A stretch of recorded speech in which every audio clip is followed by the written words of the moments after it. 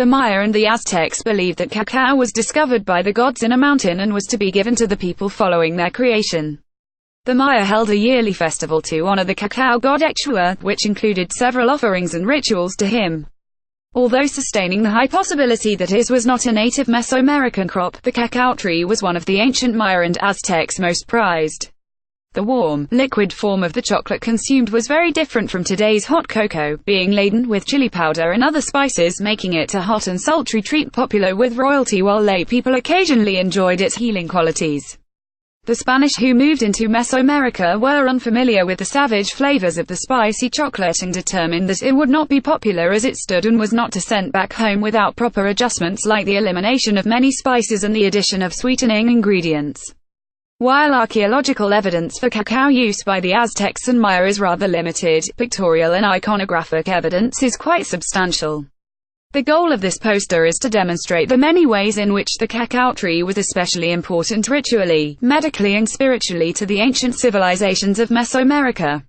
For nearly 3,500 years the world has indulged in chocolate bars, candy kisses, hot cocoa, chocolate ice cream and numerous other forms. The idea of a chocolate treat is far from a modern one. The use of chocolate began in the New World with the ancient Olmec civilization 1500 BC to 500 BC in Mesoamerican and continued on through the time of the Maya and Aztecs before making its trek across to the Old World in the 16th century. The formulation and serving techniques of the chocolate were somewhat different than today. Mainly consumed as an unheated liquid by the Aztecs and generally heated by the Maya, chocolate was the drink of choice for the elites, and with the addition of hot chilies, maize, spices, peanut butter, vanilla and other flavor and texture enhancers, made the chocolate beverage a spicy and sultry drink enjoyed only by those who are able to afford it or by those who are specifically chosen to enjoy its benefits. Over the years, cacao, its components and chocolate in one form or another, have been used in more ways than just for a pleasure drink. It is known to have healing and preventative properties and has been documented in both ancient and modern medical journals. History of the cacao tree and its cultivation. The Cacao Thebroma cacao tree is a member of Circulaceae family of evergreens. Today, we find the wild trees at various elevations 200 to 400 meters in the Amazon rainforest as well as the Orinoco River basins. The tree produces fruits approximately the size and shape of an American football. Each pod contains an average of 40 seeds, commonly referred to as beans, which are what is used to make cocoa powder, cocoa butter and chocolate. Risolo per. Com. 2005. Cocoa tree. Wiki Commons. The cultivation of a cacao tree and its seeds is a rather involved and time-consuming process. In the wild, the trees can grow to a height of over 60 feet, however in a plantation setting it is typical to see them only at a maximum of 20 feet to ease the harvesting labor. The planted trees take 4 or 5 years to flower. Once pollinated, each flower begins to produce a pod which will grow to be about 1 pound in weight and contain about 40 seeds surrounded by a naturally sweet white pulp. The pods are unable to open on their own accord and must so be done with human or animal intervention. The pods will ripen throughout the year and there are normally 2 main harvests. The pods are opened by hand and the pulp and seeds extracted according to Co. & Co. 1996. The 4 steps needed to produce the cacao nibs, shelled and degermed beans are fermentation, drying, roasting and winnowing. These steps are still followed in today's modern chocolate-making cultures, regardless of the technologies available to them. The 4 stages are summarized below. Fermentation is a confusing word choice as the cacao is not fermented into an alcohol, although it could be. As performed by the ancient people of Mesoamerica, the bean seeds are fermented for anywhere from 3 to 6 days, depending on the type of bean. During this time, chemical processes are occurring. The pulp liquefies and drains away as the temperature increases and the seeds begin to germinate, but are soon killed by the high temperature and acidity, which is the desired effect, as the chocolate will fail to taste like chocolate if this does not occur. Co. & Co. 1996, 24. Once fermentation is complete, the beans are dried on flat mats left out in the sun for 1 to 2 weeks. Roasting the beans for approximately 70 to 115 minutes at temperatures of around 215 degrees Fahrenheit is vital for the drawing out of the chocolate flavor. The beans are roasted at a slightly higher temperature in order to produce cocoa powder. The final step is the removal of the outer shell of the bean, winnowing. Once winnowing has occurred, the beans can be ground into a paste, commonly known as cacao liquor, which is non-alcoholic. Co. & Co. 1996, 25. The process is time-consuming and minimal chocolate is retrieved from each pod, but the value is so great and the time used in order to prepare the chocolate adds to the sacredness of the end product. Cacao butter is made up of the fat inside the nib. It is extracted during the drying process and the fat was and still is used not only as an addition to quality chocolate, but as an ingredient in many cosmetics and skin care products. The word cacao most likely originated with the Olmecs who resided in the lowland region of Mexico on the eastern Gulf Coast. Dillinger al. 2000 and Cocoa 1996. The tree obtained its modern name from the 18th century Swedish biologist, Carolus Linnaeus. While developing a system for classifying living organisms, he assigned the botanical name Theobroma cacao to the chocolate tree. Theobroma, in Latin, means food of the gods, while cacao refers to the native word for the plant. Co. & Co. 1996, 17. In the most basic of terms, cacao is a culturally edible material which grows on trees in Central and South America. To the ancient lay people of Mesoamerica, it was so much more than a food item. Cacao seeds were actually so valued as to be used for currency, while the subsequent beverages were used as offerings to the gods and as the champagne of the time. A 1545 Nahuatl Mayan language document provides a list of the prices of food items. A turkey hen is worth 100 cacao beans, a hare of forest rabbit or is worth 100 cacao beans, a large tomato is 1 bean and 1 turkey egg is worth 3 beans, among other food items. Co. & Co. 1996, 98-99. There is doubt as to whether or not the cacao tree is native to Mesoamerica. Specific climatic conditions are required for the needy cacao tree to grow. Surprisingly, the trees have been reported to have grown and thrived in the northern part of the Yucatan Peninsula where the climate would normally be far too harsh. The area has a long, hot and dry season, yielding a mere 50 millimeters of rainfall a year. Cacao trees require year-round humidity and plenty of rainfall, 2,000 millimeters into well-drained soil in order to grow and propagate. Gomez Pomperay al. 1990, 247-249. Being a shade-loving species, the cacao is usually found growing under the canopy of taller, tropical trees and basking in the nutrient-rich soil made up of the abundant organic materials falling from the protective canopy trees. It is exceedingly difficult to recognize what the original properties of the wild populations of cacao trees prior to the Spanish contact were. South America has been considered to be the center of origin for cacao, but the question of when the transfer of the tree to Mesoamerica occurred still sparks controversy upon Mayanists as well as other archaeologists and historians. Gomez Pomperay al. 1990, 249. However, there is absolutely no proof of South American usage of cacao prior to modern times and, according to Gomez Pomperay al. 1990, it is unrealistic to assume that someone traveling from South America to Mexico would have successfully brought the cacao seeds, while keeping them viable for the 2-week trek, to be planted and cultivated in Mexico. The seeds germinate quickly and will surely die if not kept moist and cool in the hot air that blankets the South American and Mesoamerican areas. It is therefore somewhat safe to assume that the trees do, in fact, grow naturally in the Mesoamerican area, but how, unfortunately, at present, it unknown for certain whether or not these cacao groves occurred naturally or with human assistance. The answer may well lie in snouts, underground caves, or collapsed above-ground caves. These types of environments are similar to sinkholes and house a damp microenvironment virtually perfect for cacao growth. Groundwater in the snouts is generally the food for the trees, which are by and large untouched by rainwater for half the year. Unfortunately, whether cacao trees naturally form and prosper or were originally brought into the area and planted in these sinkholes and snouts, is still under investigation. Iconographic and archaeological evidence, chocolate became popular as a drink among the Aztec upper classes, who could afford it. The custom was to serve chocolate after a feast, in a special cup sakali made out of a calabash gourd. Royalty and upper elites ritualistically used elaborately painted pottery from which to drink the frothy concoction risolo per com. 2005. An impressive Mayan example of this is from a royal tomb in northeastern Guatemala. It contained 7 cylindrical containers, including a pot with a stirrup handle and screw-on lid.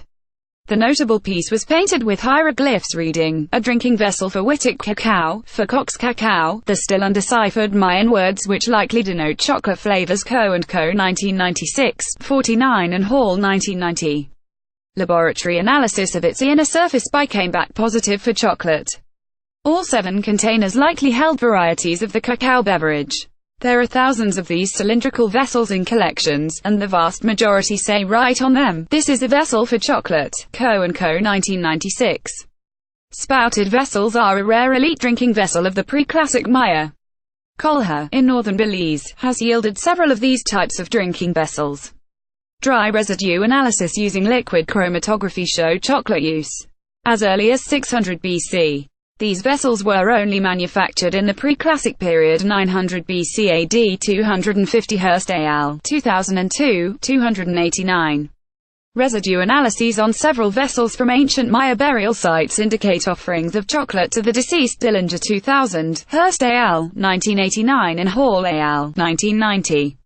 In fact, a majority of the pottery assemblages from Maya sites of the post-classic prior to the Spanish conquest era contained vessels used to hold chocolate for the dead to utilize during her afterlife. Analysis of the residues of 4 Maya tomb vessels at the site of Rio Azul in Guatemala have shown that the vessel once contained theobromina and/or caffeine, which are both contents of cacao. Hall al. 1990, 139. Hall and his researchers surveyed the literature provided by the laboratories of the Hershey Foods Corporation Technical Center and determined that cacao is the only Mesoamerican food source which contained both theobromina and caffeine. Therefore, it has been deemed safe to conclude that any vessel which tests positive for these ingredients likely contained cacao in one form or another. Another 15 vessels which had a sort of locking mechanism, deemed by Hall 1990 to be a child-proofing system, seemed to have once contained foods and liquids on which the deceased would subsist in the afterworld. As Hall 1990 states, many of the vessels had obvious inner rings of residue, some of which were slightly slanted, as if the pot was not entirely flat on the bottom. This indicates the presence of a liquid having been stored. The glyphic writing on the outside of the vessels clearly display the Maya word for cacao along with additional undeciphered glyphs, possibly alluding to the recipe of the contents, the maker of, or other general information about the contents which were once housed in the vessel. Hall 1990, 139. As suggested by the residue analysis, as well as iconographic evidence, the elites began frothing the chocolate to create a thick, foamy head using a Spanish invention called a molinillo. Prior to Spanish contact, the method mostly used to froth the liquid was pouring from extended heights into another vessel on the floor. Co. & Co. 1996. Archaeological evidence from Mesoamerica points to chocolate use beginning with the ancient Olmecs and carrying on through the time of the Maya and Aztecs. Evidence is sparse but comes from various parts of Mesoamerica. Whole cacao beans were recovered from Uaxacan, Guatemala, while in Belize, wood from ancient cacao trees has been uncovered along with ceramic vessels which tested positive for chocolate residues. Risolo.com. 2005. An example of a piece of iconographic evidence of the importance of cacao is a jadeite plaque uncovered inside a cenote in the town of Chichen Itza. The carved jade shows a man holding onto the trunk of a cacao tree covered with protruding cacao pods. The carving also contains the phonetic glyph for the word cacao pronounced Cacao or Cacao. Gomez Pompere al. 1990. An incense burner from the late classic period AD 600 to 900 depicting a god surrounded by many cacao pods was uncovered in the Rio Bec region of Camchi. Gomez Pompere al. 1990 and Risolo.com. 2005. The only surviving written evidence from the classic era Maya are the extravagantly decorated vessels which joined the elite in their tombs. There is little else known about the peasants who actually grew and cultivated the trees, or how the Maya ate or drank their chocolate. Co. & Co. 1996, 45-46. Ritual use. The use of chocolate had many ritualistic, spiritual and political meanings for the ancient peoples of Mesoamerica. According to similar creation stories of both the Aztec and the Maya, the gods discovered the cacao in a mountain named the Mountain of Sustenance, named by the Maya, along with other delectable foods. The Maya version tells the story of the plumed serpent, a god, who gave the people, recently made from maize by the divine grandmother goddess, Ek Chuah, the cacao on which to feast. Dillinger al. 2000. The gods also provided maize, fruits and other desired foods. When it comes to ritual use of chocolate, usually, only the male, elite and royals consumed cacao in a liquid form. Risolo.com 2005, making the sweet treat one of high-status individuals. Perceived as being an intoxicating food, the chocolate drink was a forbidden food for both women and children in a ritual setting. Dillinger 2000, 2057s. Priests would often prepare chocolate as a drink for religious ceremonies or offer cacao seeds to the gods. The Maya held a yearly festival to honor the cacao god Ek Chuah, which included several offerings and rituals to him: chocolate beverages, blood, dancing and other gifts such as the sacrifice of cacao-colored dogs and feathers, incense and cacao seeds. Risolo.com 2005. According to Aztec history, a similar yearly festival in the capital city of Tenochtitlan took place with the sacrifice of a warrior captured from an enemy group during battle.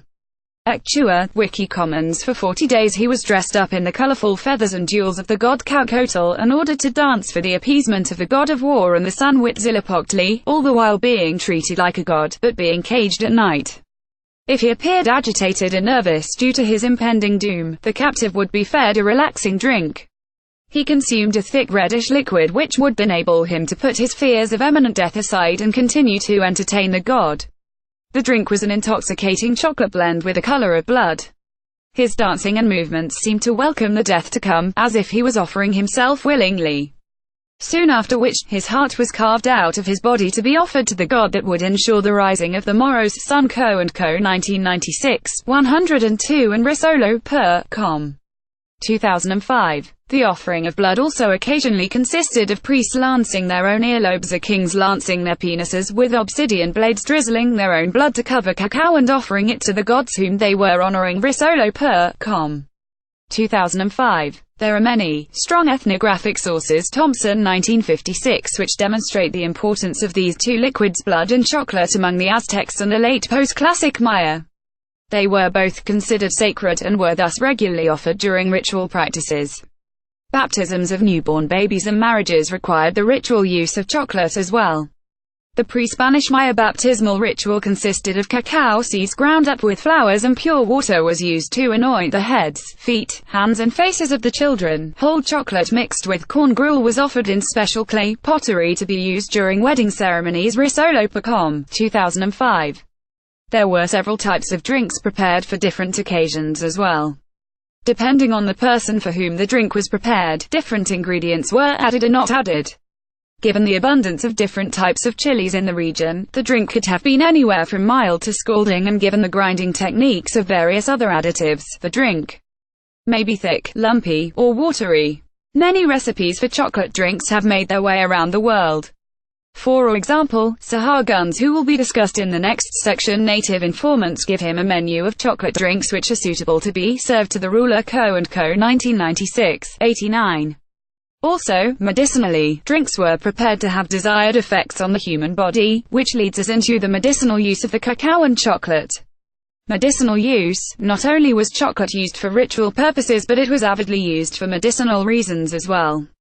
Healing and preventative medicines, as well as a tool for administering foul-tasting medicines, were the two primary medicinal uses for the chocolate. Ancient Aztec sources can trace the use of the chocolate as a medical tool.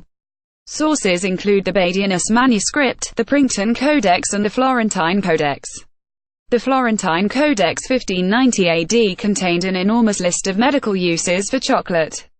It was prepared by priest Bernardino de Sahagun from Spain, who lived and worked in the New Spain for 60 years, collecting vital medicinal information regarding the use of chocolate for the body both internally and externally. Dillinger 2000. Chocolate lessens agitation. Quelus 1730, 51, reduces angina and asthma. Villanueva y Francesconi, 1890, 231 and Hughes 1672, 153–154, reduces cancer. Villanueva y Francesconi, 1890, 239 and has a calming effect. Brillat Savarin 1825, 100. It reduces emaciation. Hernandez 1577, 305, improves energy. Stubb 1662, 3, relieves hoarseness. Quellis 1730, 76, reduces fever. Hernandez 1577, 305 and quenches thirst. Quellis 1730, 46. It is also known to clean the teeth. Dillinger al. 2000, 2061. Of course modern-day dentists may disagree. The increase in sexual appetite, fertility and abetted longevity were other benefits of the chocolate. It is stated that Montezuma, prior to visiting his grand harem, would consume up to 50 goblets of a hot chocolate drink to ensure a suitable visit to each member in the group. Aguilera 1985, 119 and Dillinger al. 2000, 2062s. Another benefit is that of consuming cacao tree bark. It assists in reducing abdominal pain. Morton, 1981, 556 to 557. Externally, cacao was helpful in soothing burns, bronchitis and in disinfecting cuts. One can facilitate childbirth by eating the fruit pulp of the cacao pod. Even the leaves of the cacao tree act as antiseptics for external wounds. Morton, 1981, 556 to 557. Aztec soldiers marching off to battle were often given chocolate beverages to fortify and sustain them during battle. Chocolate.org, Risolo.com, 2008. There are nearly 300 medicinal uses on de Sahagun's list for the versatile cacao tree. However, he also added a warning label of sorts. Green cacao makes one drunk, takes effect on one, makes one dizzy, confuses one, makes one sick, deranges one. When an ordinary amount is drunk, it gladdens one, refreshes one, consoles one, invigorates one. Thus it is said, I take cacao. I wet my lips. I refresh myself. Sahagun 1590, 119 to 120. The Spanish influence, the arrival of Christopher Columbus and his officers brought an ignorance of the importance of cacao to the New World. Upon his return to Spain, Columbus toted a mere handful of cacao seeds. Only after Hernán Cortés came upon the chocolate, did its popularity in the Old World increase. Co. & Co. 1996. The bitter, spicy taste of the drink did little to satisfy Columbus and his men. They were unaware of the importance of the drink and could not bear to even choke it down. Upon its arrival in Spain, it was re-flavored with cane sugar previously unavailable in Mesoamerica, allspice and honey to a sweet, smooth beverage. Whilst in Spain, it too was an elite-only drink, but eventually chocolate saloons began to open, making it available to all people. Risolo.com, 2005. The Spanish, who prepared the chocolate drink for their own pleasure, did so quite differently from the ancient Mesoamericans and without the knowledge of the rest of Europe. The addition of hot and spicy additives was not palatable to the Spanish consumer and therefore substituted them with sweet additions such as cane sugar, cinnamon, honey and other flavor enhancers.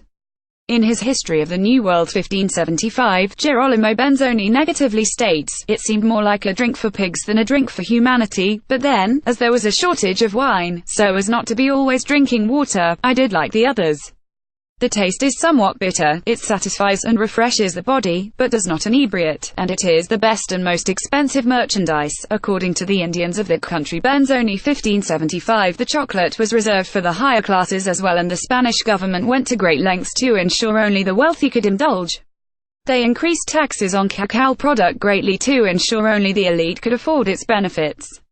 Spain and Portugal kept it hidden from the rest of the world and at first only used it for medicinal purposes, but the allure soon caught on. The allure was in fact so high that arguments as to whether or not chocolate could be considered a food or a beverage arose. To some, it satisfied and nourished the body like a solid food and therefore it must not be consumed during times of fasting. Eventually, much of the population, including the popes, agreed that it was not a solid food and therefore did not break the fast. By the late 17th century, chocolate became available to most of Europe and accessible to the general populations. Its popularity only increased and chocolate manufacturing companies like Hershey's, Fry's and Cadbury's began opening around the globe to satisfy the people's need for chocolate. Conclusion: the love for chocolate has not dwindled since its discovery. It is still a favorite among many cultures, societies, elites, royals and everyday people. The technologies, flavors, additives and reasons for consuming it have changed to allow for an increase and ease in production. Once a sacred liquid from ancient Mesoamerica, chocolate has found its way onto the dinner tables of the entire world. One need only look at the heart-shaped box of chocolates received on Valentine's Day or the chocolate Easter egg found during a yearly egg hunt to understand its importance in society today. Written by Julie St. Jean. Breaking Ground. Heritage News, Heritage Press Releases.